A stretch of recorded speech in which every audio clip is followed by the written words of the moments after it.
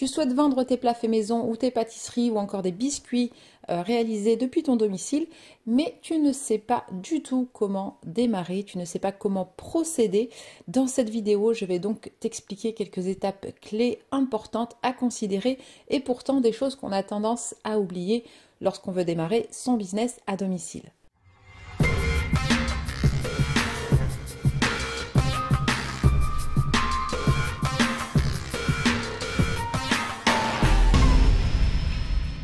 Bonjour à tous, je suis ravie de vous retrouver aujourd'hui dans cette nouvelle vidéo où je vais vous donner quelques éléments à considérer si vous souhaitez lancer votre activité depuis votre domicile et vendre vos plats faits maison ou vos spécialités.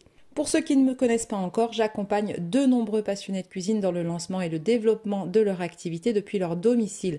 Cela passe par l'accompagnement dans la création de leur activité, mais également sur la partie réglementation. Je les accompagne aussi sur la mise en place de leur offre, la commercialisation et la communication autour de leur marque. Alors si toi aussi tu es dans cette situation et tu souhaites commercialiser tes plats faits maison, reste bien jusqu'à la fin de cette vidéo car au-delà des conseils que je vais te donner ici, à la fin de la vidéo, tu pourras récupérer gratuitement mon e-book sur les secrets de réussite d'un business cuisine en ligne, mais également une formation totalement gratuite qui t'aidera à lancer ton activité.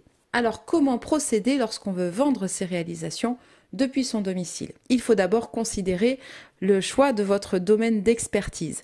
Ce n'est pas parce que vous êtes intéressé par la cuisine asiatique que vous allez vous lancer dans la réalisation de plats asiatiques. Votre expertise doit être le reflet de votre savoir-faire. Ce n'est pas non plus parce que vous avez flairé le bon créneau, le bon marché de niche que vous devez absolument vous ruer sur cette activité-là. Si vous n'avez pas un certain nombre d'essais derrière vous de ces plats, évidemment les choses vont être beaucoup plus compliquées à mettre en place. Le deuxième point à considérer, c'est décider de l'ampleur des opérations, décider de l'échelle à laquelle vous souhaitez mettre votre activité. Et pour cela, vous allez simplement pouvoir répondre à certaines questions, comme par exemple le nombre d'heures que vous êtes prêt à consacrer dans votre quotidien pour votre activité alimentaire. Il peut s'agir tout simplement d'une activité complémentaire à votre activité principale, simplement comme une sorte de passion ou de hobby monétisable, comme ça peut également être une activité principale à part entière. Donc en répondant à cette question du nombre d'heures que vous êtes prêt à consacrer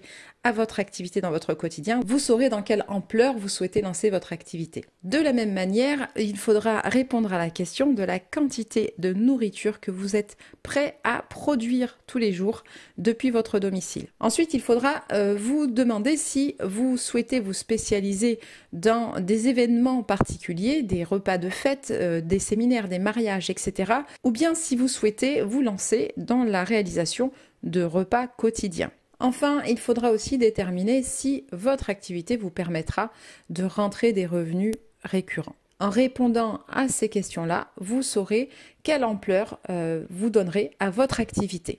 Une fois votre domaine d'expertise identifié et l'échelle de votre activité, vous allez devoir calculer les coûts de vos ingrédients. Et pour cela, comme je l'ai déjà expliqué dans des précédentes vidéos, vous allez devoir considérer non seulement le coût des matières premières, donc les ingrédients, mais également tout ce qui va vous permettre de commercialiser vos produits, à savoir l'emballage, l'étiquetage, etc.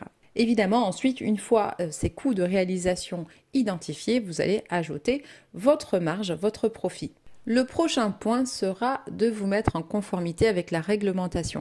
Il faudra identifier si votre activité nécessite ou pas l'obtention d'un diplôme. Si vous n'avez pas de diplôme de pâtissier, mais que vous souhaitez commercialiser de la pâtisserie fraîche, il faudra effectivement vous mettre en conformité avec ce diplôme. Sachez également que dès lors que l'on se lance dans une activité en rapport avec la cuisine, il faudra se mettre en conformité avec la réglementation sur les règles d'hygiène et de sécurité alimentaire. Effectivement, si tout le monde peut commercialiser depuis son domicile des biscuits sans avoir de CAP pâtissier, il faudra néanmoins pouvoir justifier d'une formation à l'hygiène et la sécurité alimentaire qui vous garantit le respect des règles d'hygiène en vigueur et qui vous garantit également le respect de toutes les procédures et la mise en place de toutes les précautions pour éviter des contaminations potentielles.